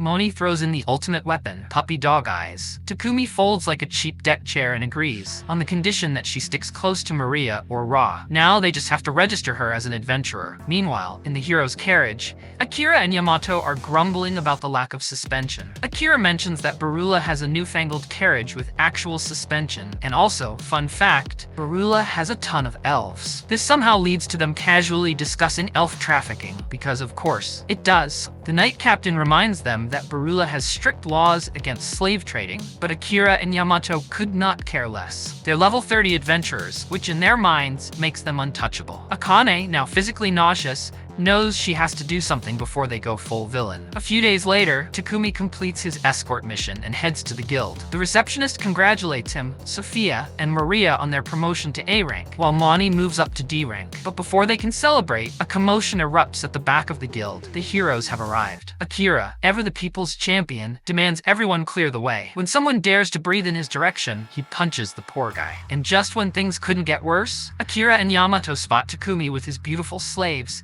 and immediately assume he's some low-tier adventurer. Akira, oozing arrogance, demands that Takumi hand over the women. Takumi, unsurprisingly, does not. Instead, he gives them a single chance to walk away. But Akira, being Akira, pulls out his sword and lunges. Takumi, without breaking a sweat, dodges and uses alchemy to shatter Akira's weapon. Yamato charges in next, only to get flipped like a pancake. Akane watches in awe as Takumi effortlessly mops the floor with these two morons. Akira, now both humiliated and swordless, swears revenge. Takumi, who has had enough of this nonsense, reminds Akira that not only did he just get his ass handed to him, but drawing a sword in the guild is a major offense. Akira, realizing he's in deep trouble, storms off in a huff, still vowing vengeance. Once they're gone, Akane rushes over to apologize for her companions. Takumi assures her it's unnecessary, she didn't do anything wrong. Introducing herself properly, Akane feels like she's finally found the person she's been looking for. Before she can say more, Lulu reminds her it's time to leave. Takumi, sensing she has more to say, subtly tells her to meet him at the lakeside hotel that night. Later, Takumi fills his group in on his encounter with the heroes. The consensus? These guys are the worst. But Akane seemed decent, which is why he invited her to talk. The only problem? How is she supposed to sneak away from her Sidonian escorts? Turns out, she didn't. Now Akane and Lulu are running for their lives from Sidonian guards. Just when things look grim, Sophia swoops in, knocking one guard unconscious, while Maple drags another off into the abyss. Sophia then escorts Akane to the hotel, where she finally reunites with Takumi. With no guards on their tail, for now, she cuts to the chase and asks the million-dollar question. Are you Japanese? Takumi, ever cautious, dodges the question. He can't risk Sidonia learning the truth, but Akane swears she won't tell anyone, and now Takumi has a choice to make. Takumi thinks Akane can be trusted, so he spills the beans. Yep, he's Japanese, and the reason he's here is tied to the heroes being summoned. His party members are thrown for a loop because this is the first time he's ever mentioned anything like this. Seriously, dude? Keeping secrets much? But at this point, hiding it any longer would be like trying to stop a flood with a paper towel. So, he just lays it all out. Before diving into his story, Takumi has everyone swear on their honor, and probably their next meal, to keep this secret. Once they all agree, he explains everything that happened before he got yeeted into this world. He braces for them to call him crazy, but they actually find it pretty easy to believe. I mean, considering all the weird magic and monsters around, a guy from another world isn't even top 5 weirdest things they've heard. From everything Takumi has shared, one thing is clear. Sidonia is the bad guy here, and the fact that they have the heroes, yeah, that's a disaster waiting to happen. Akane wonders if Sidonia is planning to start a war, but Takumi points out that while that's definitely an option, Akira and Yamato are about as war-ready as a couple of wet noodles. More likely, Sidonia plans to use them as influencers, but like the dangerous kind. Even if they don't start a war, just the hero's presence could boost the influence of the Church of Divine Light, which is a whole different kind of headache. Akane, feeling guilty, apologizes for dragging Takumi into this mess, but he waves it off. Not your fault, he says. We all got Hiskide here thanks to Sidonia's nonsense. But speaking of that, if Akira and Yamato are from Japan too, There's no way they could have been such absolute trash humans before arriving here. Something must have happened, so he asks Akane, what the hell happened to them? Akane sighs. She has no idea. Before coming here, Akira and Yamatoado were actually decent people. But ever since they started training in Sidonia, their personalities took a nosedive off a cliff. Takumi squints suspiciously. This reeks of mind control shenanigans. He asks if they ever ate anything weird. Akane isn't sure, but she mentions that she never trusted Sidonia, so she always used purification magic on her food before eating it. The others, not so much, meaning they could have been drugged and brainwashed. This realization hits Akane like a ton of bricks. She immediately drops to her knees and begs Takumi to save her and Lulu. She can't go back to Sidonia. Not now, not ever. Takumi sighs and tells her to get up. Come on, you don't need to beg. You're a fellow Japanese girl. Of course, I'm gonna help you. With that settled, the group heads back to Takumi's mansion in Bolton. One quick carriage ride, Freudian slip, they arrive. To lift Akane's spirits, Maria whips up some cream stew. The moment Akane takes a bite, she nearly ascends to another plane of existence. It's been so long since she's had food this good, she actually starts crying. Meanwhile, Takumi sits back, feeling like Gordon Ramsay for indirectly causing an emotional breakdown over stew. While they're enjoying their meal, trouble is brewing elsewhere. Over at Wedge Fort, a guard on duty notices something funky going on in the forest. He squints. Yep, that's not just something funky. That's a full-blown monster stampede. The guy immediately sprints off to sound the alarms, probably questioning every life decision that led him to this moment. Back at Takumi's place, Akane and Lulu head to bed while Takumi busies himself in his workshop with Rava. He plans to talk to the king about Akane and Lulu later, but for now, they're safe. And speaking of plans, he's got something important to do. He calls all the girls together and, with a dramatic pause, announces that he's dissolving everyone's slave contracts. Cue immediate heartbreak. Wait, what? The girls start panicking, thinking Takumi is trying to abandon them again, but he quickly reassures them that's not what's happening. He's about to dive headfirst into more danger than ever before, and he knows they're willing to stick by his side no matter what, so he doesn't want them bound to him by some contract. He wants them to stand beside him as equals. A true family. With that settled, Takumi gets back to work in his workshop and finally completes the 2 legendary swords he's been crafting. But before he can even test them, a notice from the guild arrives. He reads it and immediately regrets it. The emergency in Wedge Fort is bad. Like, really bad. The story continues as Takumi heads into the guild, surprised to find all the members of Lion's Fang waiting for him. He asks them about the situation in Wedge Fort, and the guildmaster explains that a horde of monsters is stampeding through the area. Due to the extreme danger, only adventurers ranked B and above are allowed to participate in the extermination. Unfortunately, most other parties are already occupied with quests, leaving them short on available fighters. However, there is at least one other party available to join their strike team. Just then, the members of the Crimson Rose Party arrive. Their leader, Milda, introduces herself, along with her teammates, Lee, Mary, Paula, and Linda. They've heard a lot about Takumi's party and are excited to finally meet them. They also know of Lion's Fang, but it seems Milda doesn't get along well with Reen. Regardless, with everyone present, Barak instructs Toy to lead both parties in saving Wedge Fort from destruction, and he immediately agrees. The group quickly sets out, but since Akane and Lulu are still in Hyrin, Takumi decides to leave them behind at the mansion with Titan as their guard. While traveling in a carriage, he gifts Sophia a newly forged sword made from orichalcum, named Amaterasu. He explains that the blade can deal devastating damage on its own. He also created a second sword, Tsukuyomi, which inflicts unimaginable mental damage upon striking an opponent. He is confident these weapons will be useful in battle. As they near Wedge Fort, they expect to encounter a massive horde of monsters outside the walls. However, as long as there are no flying creatures, the city should remain secure. Unfortunately, when Takumi looks outside, he sees the sky swarming with flying monsters, meaning the city is in serious danger. The group immediately springs into action, cutting down as many monsters as they can. Upon reaching the city, they split up to clear the streets as quickly as possible. After hours of relentless battle, Takumi and the others successfully eliminate all the monsters within the city walls. Once the threat is neutralized, the citizens emerge from hiding to thank him. Takumi acknowledges their resilience and instructs any injured people to seek treatment from Ra and Moni.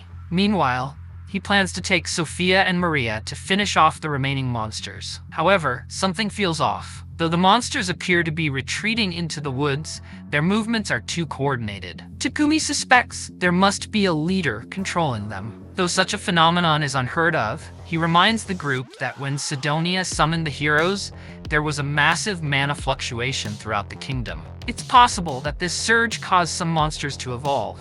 News of the monster stampede soon reaches Sidonia. Learning that the horde is large enough to threaten Barula if it breaks past Wedgefort, the king of Sidonia becomes eager to take advantage of the situation. He orders his troops to prepare an attack on Wedgefort once their defenses are down. However, Elizabeth suggests a more subtle approach, weakening Barula's allies, such as Samur. She already has the perfect plan and intends to use the heroes to execute it. Back at Wedgefort, Sophia is on guard duty when Ra brings her lunch. Sophia thanks her but notices that something is bothering her. When she asks what's wrong, Ra explains that Takumi has been distributing magic potions to help the injured citizens. However, they sold their extra stock, meaning Takumi must be using potions from his personal supply. But he insists that the citizens' well-being is more important. He reassures her that as long as he avoids getting injured in the next battle, he won't need any potions himself. With the next fight looming, Takumi instructs Ra, Moni, and Maple to stay behind and protect the city,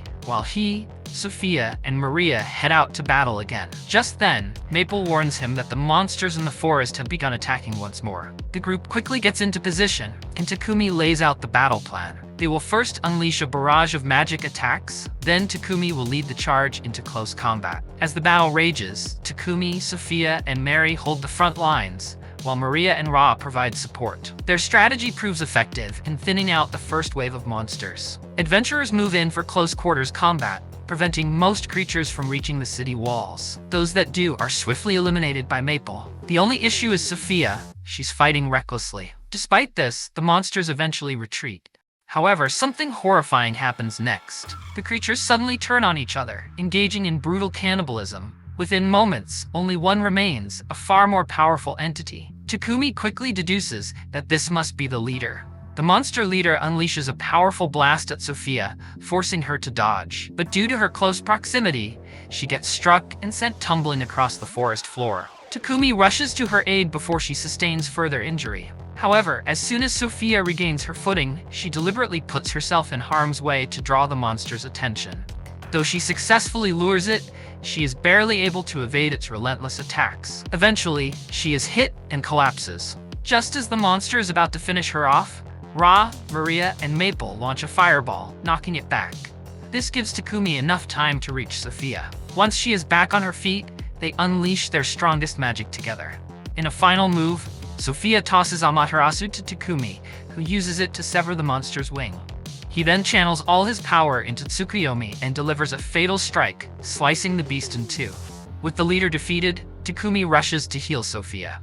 She insists that he doesn't need to worry, but he is visibly shaken. He demands to know why she acted so recklessly. Sophia admits she only wanted to protect him at all costs. Takumi scolds her, reminding her that she could have died. Sophia, however, believes her life isn't worth much to begin with, and she would gladly sacrifice herself if it meant keeping him safe. But Takumi has told her before, he doesn't want her throwing her life away for him. With the monster threat gone, Takumi checks in with the others. They confirm that the remaining creatures fled into the forest, meaning Wedgefort is safe for now. Relieved, Takumi finally succumbs to exhaustion and collapses. Fortunately, after a few hours of rest, he regains consciousness, much to everyone's relief. Over the next few days, the group helps rebuild the damaged sections of Wedgefort before heading back to Barula. Though things ended well for Wedgefort, the same cannot be said for Samur. The region was utterly massacred by Akira and Yamino. Back in Barula, Takumi hosts a barbecue to celebrate their victory. But Ra notices that Sophia is sitting alone in the dark, looking deeply troubled.